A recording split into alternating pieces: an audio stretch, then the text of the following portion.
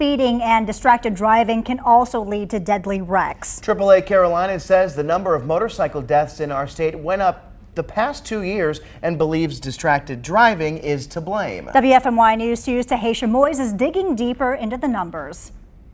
170 people died in motorcycle accidents in 2018. That's up from 141 in 2017.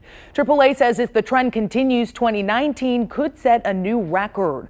We did a little extra digging into motorcycle deaths by county. Motorcycle deaths actually decreased over the last few years in Guilford County. 12 in 2015 and 5 in 2017.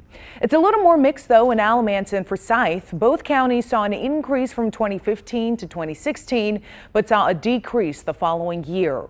NCDOT is still gathering data on deaths from last year. AAA says they don't know exactly why the numbers are increasing statewide, but they do have some ideas. They said, quote, "We speculate it could be a result of more distraction behind the wheel, including the use of handheld electronic devices.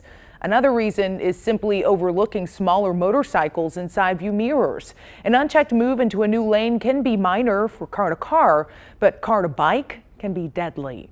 AAA says the best thing to do is just put your phone away while you're driving. Double check those mirrors before changing lanes.